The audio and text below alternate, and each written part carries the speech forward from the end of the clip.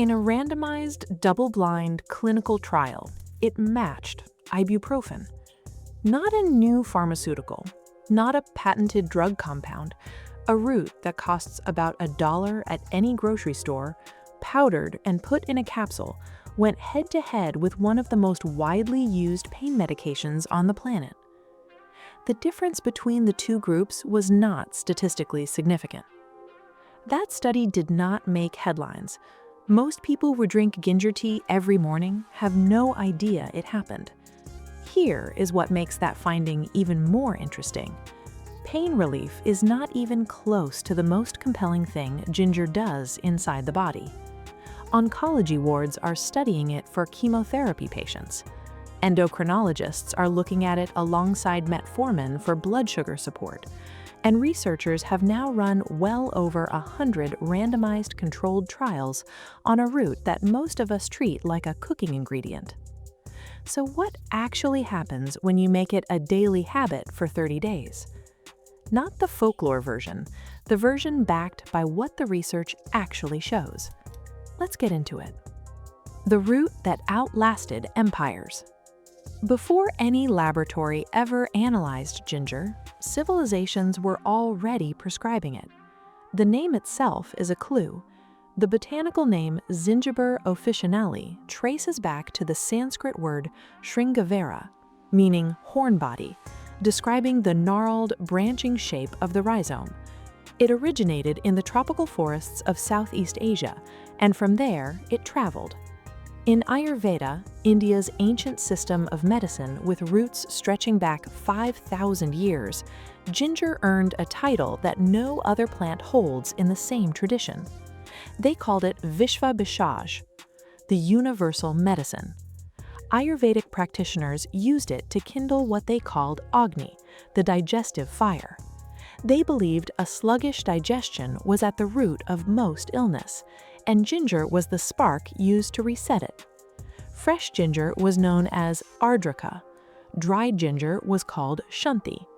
Even within that tradition, healers understood the two forms did different things inside the body.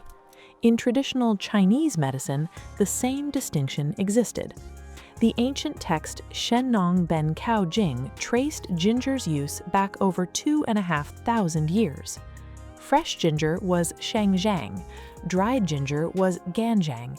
It was classified as a warming herb, used to expel cold and dampness from the body and protect against what practitioners called external invasions, their term for respiratory infections. Ancient Chinese, Indian, and Persian traditions arrived at nearly identical conclusions without ever comparing notes. Different languages, different philosophies, different cosmologies. Same root, same conclusions.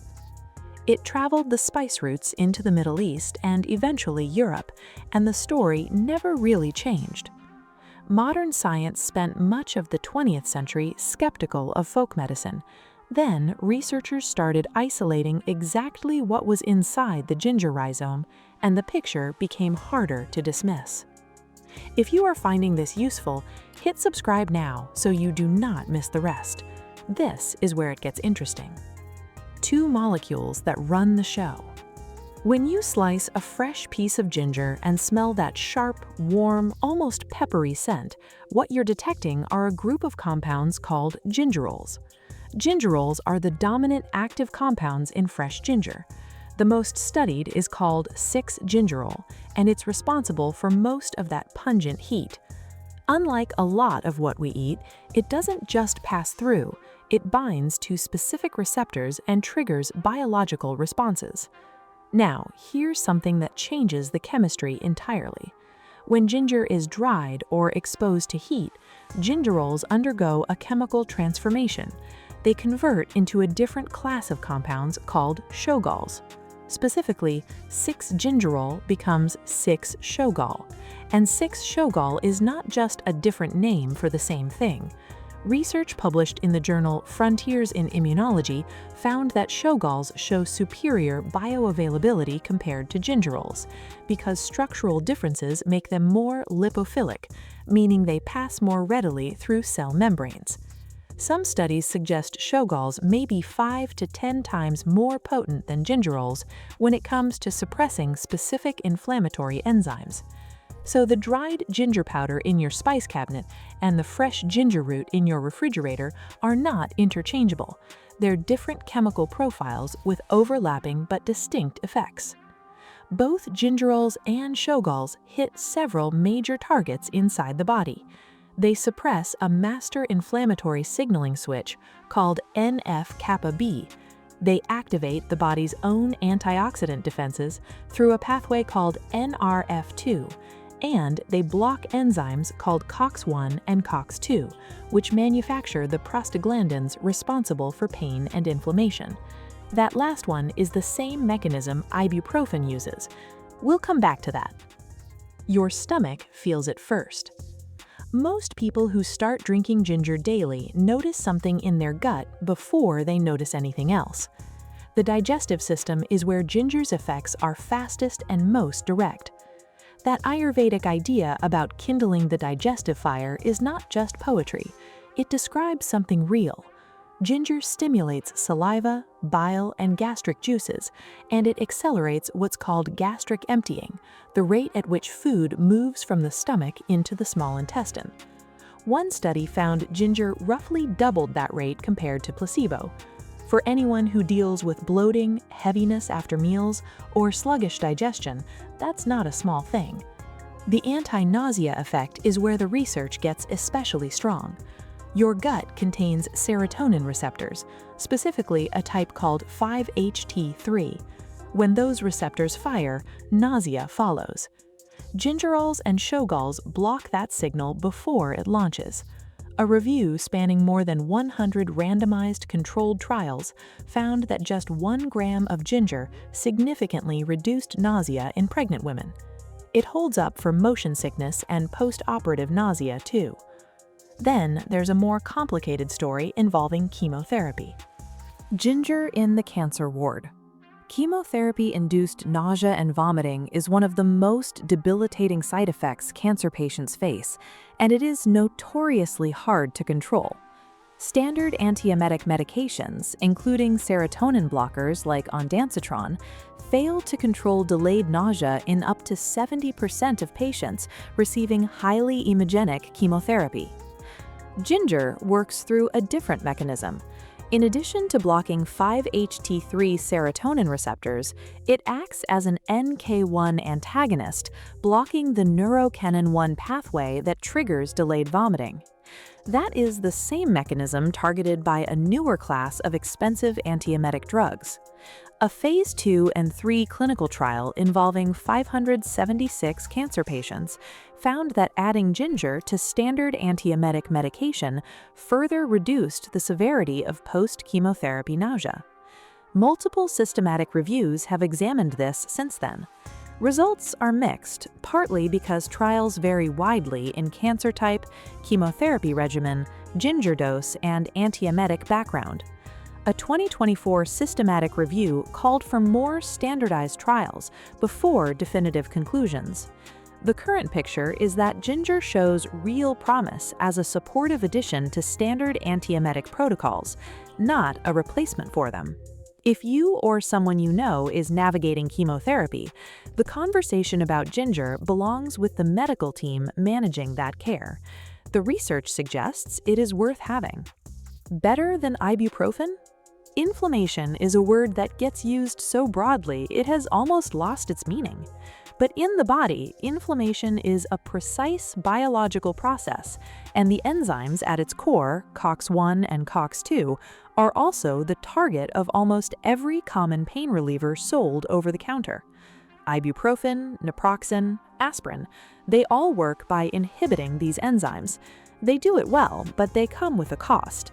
Long-term NSAID use is associated with gastrointestinal irritation, ulcer risk, and kidney stress. Ginger inhibits COX-1 and COX-2 just like ibuprofen, but it also blocks a separate inflammatory pathway called 5-LOX, which produces a different class of inflammatory molecules called leukotrienes. NSAIDs do not touch that pathway. Ginger hits both.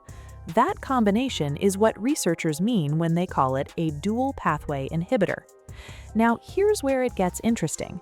A randomized, double-blind, placebo-controlled trial compared ibuprofen, ginger extract, and placebo head-to-head in 120 osteoarthritis patients. Both the ibuprofen and ginger groups improved significantly. The difference between the two was not statistically significant. That finding has been replicated. A double-blind trial in post-surgical patients found ginger powder performed as well as ibuprofen on pain intensity from the day of surgery through every follow-up. A separate meta-analysis of 9 randomized trials in osteoarthritis confirmed ginger significantly reduced both pain and physical disability compared to placebo. For menstrual pain, ginger matched a prescription-strength NSAID in multiple head-to-head trials. The honest caveat is that ginger's potency is lower than pharmaceutical anti-inflammatories. It's not going to replace a strong NSAID for acute, severe pain. What it offers instead is consistent, lower-level suppression of inflammatory signaling that builds over time. That's a meaningful distinction when you're thinking about what 30 days of daily use might actually do. The blood sugar effect. The blood sugar story is genuinely surprising because ginger doesn't just do one thing here either. Your body breaks down carbohydrates using 2 digestive enzymes called alpha amylase and alpha glucosidase. Think of them as gates controlling how fast sugar enters your bloodstream after a meal.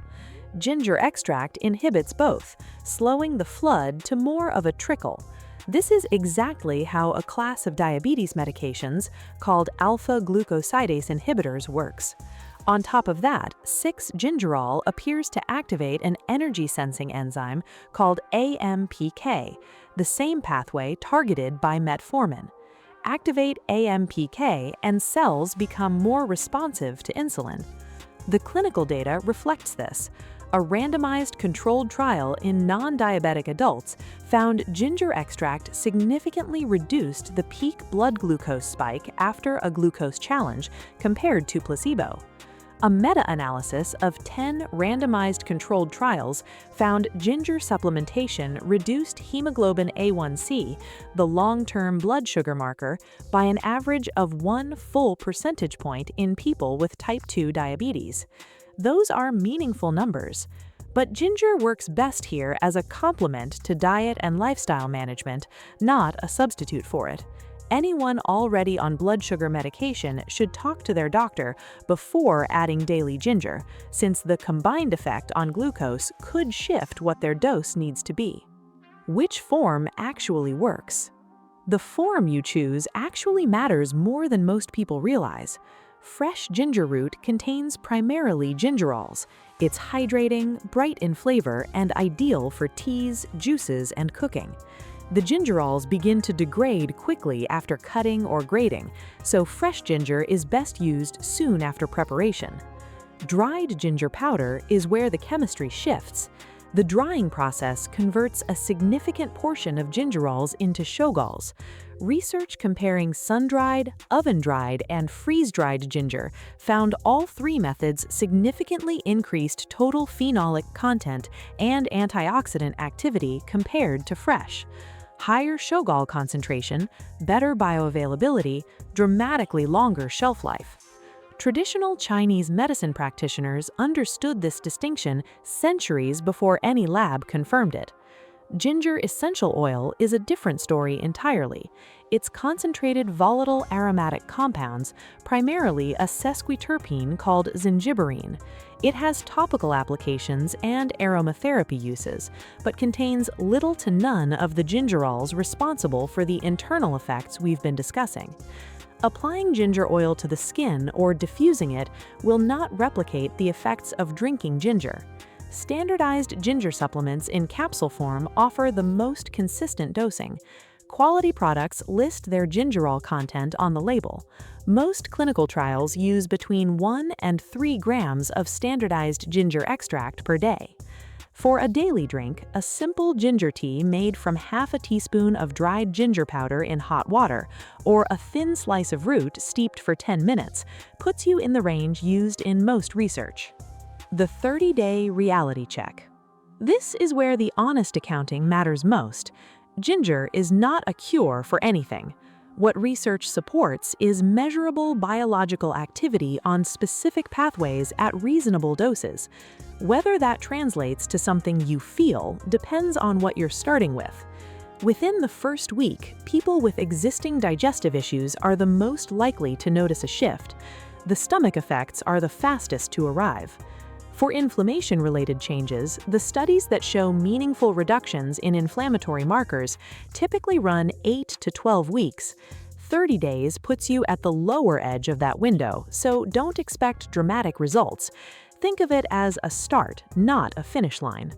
What ginger will not do in 30 days: reverse a diagnosis, replace a prescribed medication, or produce dramatic weight loss on its own. On the safety side, some people experience mild heartburn or digestive upset, especially at higher amounts. Ginger has a mild blood-thinning effect, so anyone on anticoagulants or heading into surgery should check with their doctor first. UCLA Health and the broader nutrition research community recommend capping daily intake at 3 to 4 grams. Side effects at that range are uncommon.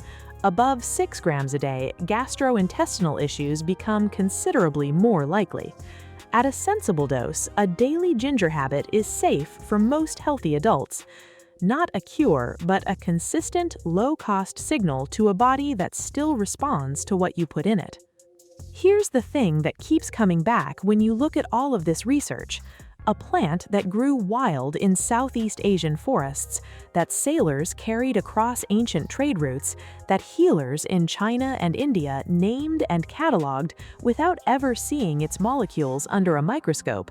That plant is now showing up in oncology wards, clinical trials, and peer-reviewed journals, because what those ancient practitioners observed was real.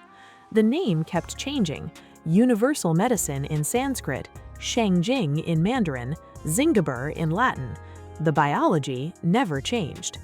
What you do with that 30-day window is up to you, but now you know what's actually happening while you drink it.